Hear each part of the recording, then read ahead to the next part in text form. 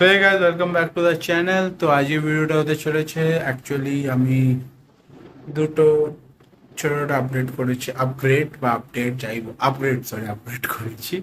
প্রথম হচ্ছে টার্টল ট্যাঙ্কটা কিছু কিছু জিনিস চেঞ্জ করেছি, কারণ ওটা বিশাল গন্ধ বেরোচ্ছিল। প্রথম কথা আমি বুঝতেই পারিনি যে ওটা ওই ট্যাঙ্ক থেকে, কারণ আমি জেনারেলি এরকম জল পরিষ্কার করে দিচ্ছিলাম, কিছুক্ষণ গন্ধটা থাকছিল না, আবার আসছিল।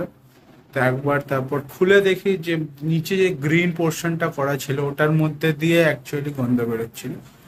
কারণ ওর মধ্যে পুরো নোংরাটা ডিপোজিট হয়ে গেছে, আর যেহেতু এখানে ফিল্টারের ফোর্সটা বা জলের কোনো মুভমেন্ট সেরকমভাবে হতো না, তো এখানে ওটা জমে গেছে। তো এখন সেটাকে চেঞ্জ করে দিয়েছি। আর বারান্দার যে ফিল্টারটা ছিল সেটা নিয়ে একটা প্রবলেম হচ্ছিল, যে ওটা যেহেতু 1 ফুট চওড়া আর আমার কাছে সেরকম কিছু ছিল না, তো ডাবল ফিল্ট্রেশন করার চক্করে যেটা মাঝখানে বসিয়েছিলাম, actually hang on the back ফিল্টারের পার্ট ছিল, ওপরের পার্টটা top filter, hang on the back বলছি, টপ ফিল্টার। তো ওটা ভেঙে গেছে। তো ওটাকে এখন একটা টেম্পোরারি চলছে, আর যেহেতু মাছও কম আছে তাই জন্য অত প্রবলেম নেই। তো এখন ওটা ওইভাবে করে দিই। তো চলো,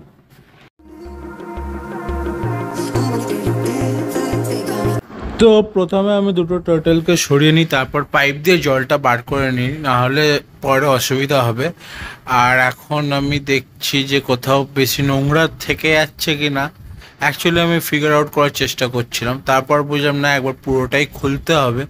তো পাথরগুলোও সরালাম, আর ভাবলাম যে এটা আছে পাইপটা, ওটাকে একটু কেটে দেবো, যাতে জলটা একদম নিচে এসে আরামসে গড়িয়ে না যায়, বরঞ্চ তার জায়গায় জোরে জোরে পড়ে, যাতে একটা ফ্লো মতন হয়। তো এটা কেটে দেবো।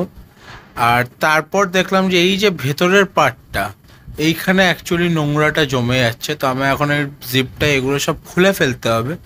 দুটো সাপোর্ট থাকবে, একটা স্পঞ্জ ফিল্টারের, একটা এটা। আর সামনে দিয়ে আমি জালি লাগিয়ে দেবো, বিকজ নাহলে কচ্ছপগুলো এর মধ্যে ঢুকে যাবে আর ফিল্টারে আটকে যাবে। তো এই জন্য জালিটা ফর প্রোটেকশন। তো এখন এটা এরকম থাকবে, আর লুকটা খুব একটা কিছু চেঞ্জ হয়নি, বাট হ্যাঁ এখন অনেকটা বেশি ফিল্ট্রেশন হবে। আর আমি ফিল্টারটাকে একদম ভেতরে সেট করে দিয়েছি, যাতে ওইখানে কোনোভাবেই নোংরা না জমে, কারণ সামনে নোংরা জমলে আমি সরিয়ে দিতে পারবো, ভেতরে জমলেই যত প্রবলেম।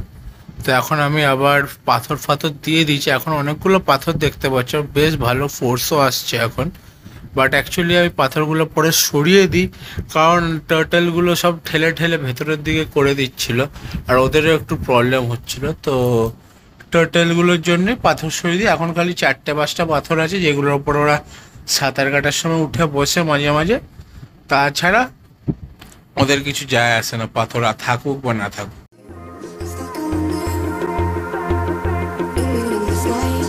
তো এখন দেখতে পাচ্ছ দুজনে একদম পাশাপাশি আছে, বিকজ এখন অনেক পাথর ছিল। তো আমি ভাবলাম না, এদের অসুবিধা হচ্ছে। আর হ্যাঁ, এই র্যাম্পটাও এখন আর নেই, এটাকেও সরিয়ে দিয়েছি, কারণ যেহেতু ওই পাইপটা ওপরের দিকে, আর এরা তখনই খাওয়া শুরু করে দিয়েছে, তো চেঞ্জেস নিয়ে এদের কিছু যায় আসে না। যেটা বলছিলাম, তো ওই র্যাম্প বলো বা এই বলো, যেটা দিয়ে ওরা ওঠানামা করতে, ওটা সরিয়ে দিচ্ছি, কারণ পাইপটার ওইখানে আসছে।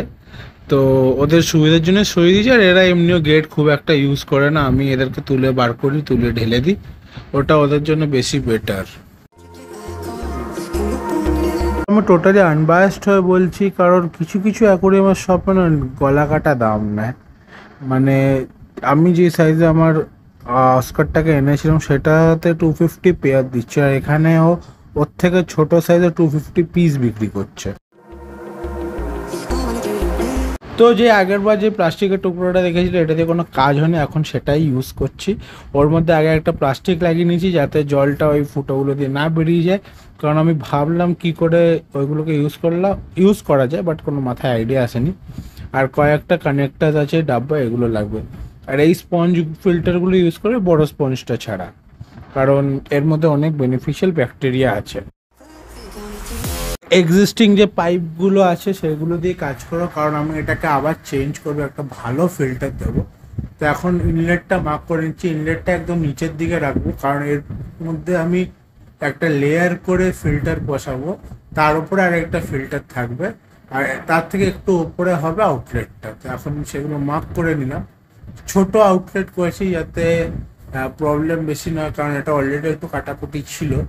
তো এখন তার মধ্যে এমসিল ফেমসিল লাগিয়ে দিয়েছি যাতে ওটা শুকিয়ে যায়, এবার 2-3 ঘন্টা রাখলেও শুকিয়ে যায়। বাট আমি একটু বেশি রেখেছিলাম যাতে একদম শুকিয়ে শক্ত হয়ে যায়। এরপর আমি এর মধ্যে বিছিয়ে দেবো হচ্ছে স্পঞ্জগুলো, যাতে একটা ফিল্ট্রেশন হয়ে যায় একটা। তার উপরে জালি বসাবো, বসিয়ে ওর উপরে যে সাদা স্পঞ্জ হয় যেগুলো টপ ফিল্টারে দেয় ওইগুলো বসাবো।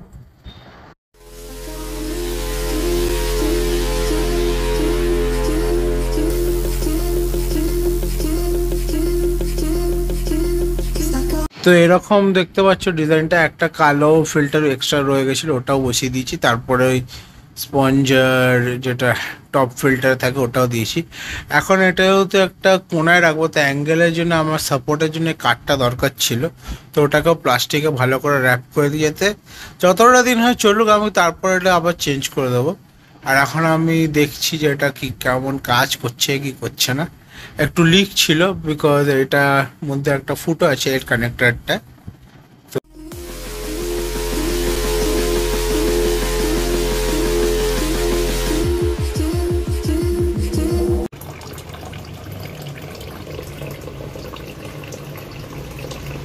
তো তারপর ওটাকে একটু ঠিক করে দেখতে পাচ্ছ আমি এখন উপরে স্পঞ্জ ফিল্টারটা বসিয়ে দিয়েছি। এবার আসল খেলা চালু করে দেখি কতটা চলে। আর ওই জলটা পড়তে থাকুক, কোনো প্রবলেম নেই, আর ভালো রকমই জল পড়ছে। এই যে সাদা পাইপটা ছিল ওর মুখেও একটা আমি ছোট পাইপ অ্যাটাচ করে দিলাম যাতে জলটা একটু আউটফ্লোটা দূরে থাকে আর একটা ভালো ফ্লো মেনটেন থাকে পুরো অ্যাকোয়ারিয়ামে।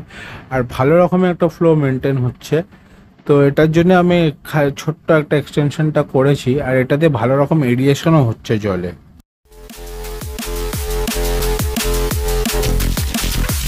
দেখতেই পাচ্ছ যে ফিল্টারটাতে খুব ভালো রকম কাজ করছে, কিন্তু এটা ওভারফ্লো করে গেছে, আমি বুঝতেই পারিনি।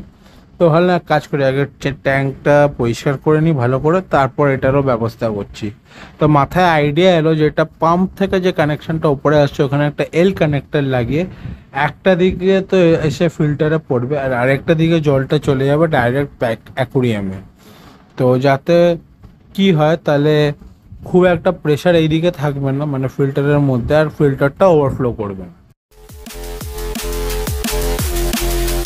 তো কার কার এরকম আন্ডার ওয়াটার ব্লগ বা ভিডিও দেখতে ভালো লাগে বলো, কারণ আমার তো হেভি ভালো লাগে যখনই আমি এরকম ভিডিও শ্যুট করি, জলের নিচে কেমন লাগে মাছগুলো দেখতে।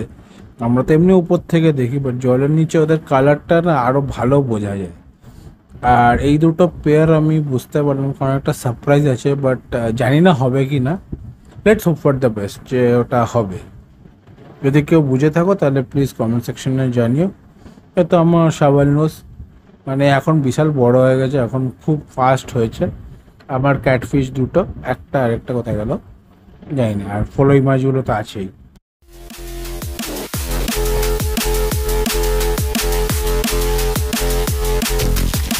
তো দেখতেই পাচ্ছ একটা আউটলেট তো আছে, এটা নর্মাল ফিল্টারটা থেকে বেরোচ্ছে, আর ডান দিকে আরেকটা আউটলেট আছে ওটা দিয়ে নর্মাল জলটা পড়ছে এমনি। ওর মধ্যে আমি একটা ছোট্ট স্পঞ্জের টুকরো বসিয়েছি, কারণ আউটফ্লোটা এতই বেশি ছিল যে ফিল্টারটাই ফিল হচ্ছিল না, তো তাই জন্য এটা করতে হয়েছে। তো এটা সেদিন রাত্রের ভিডিও অ্যাকচুয়ালি দেখছিলাম যে নতুন ফিল্টার দেওয়ার পর এরা খাচ্ছে কি না, কারণ আমি আগে দেখেছি এরা একটু চেঞ্জ করলে অ্যাকোয়ারিয়ামে খাওয়া ঠাওয়া বন্ধ করে দিত, বাট এখন সেটা আর নেই। সেটা খুব ভালো হয়েছে, শান্তি একদিকে, নাহলে টেনশন দেয় কী হলো খাচ্ছে না কেন কী হলো। তো সবাইকেই খাওয়ালাম, সবাই ওয়েল খাচ্ছে। এখন জিনিসটা হচ্ছে আমার প্যারেট শর্ট বডি হর্ন এগুলো মোস্ট প্রবলি, যেটা আমার মনে পড়ে এখন।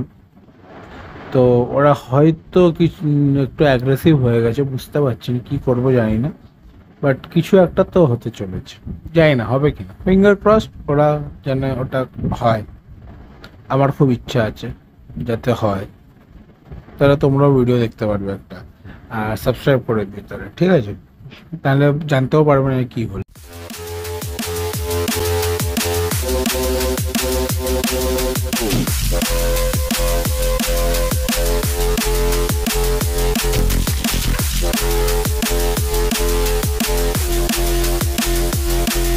তো আজকের ভিডিওটা কেমন লাগলো বলো, লাইক করো, শেয়ার করো, সাবস্ক্রাইব করো। 400 করিয়ে দাও 2024-এর শেষের মধ্যে প্লিজ। জানি তো চাইলেই তোমরা করে দেবে। আর আরেকটা ব্যাপার হচ্ছে যে ফিল্টারটা নিয়ে কি করবো এখন, কারণ এটা হচ্ছে টেম্পোরারি ফিল্টার। আর দুদিকে আউটলেট আছে, বিকজ একদিকে আউটলেট ছিল, এখন ওটা বেশি ভরে যাচ্ছিল আর ওপর থেকে জল লিক করছে, তাই আমি ওরকম টি দিয়ে একটা লাগিয়ে করে দিয়েছি।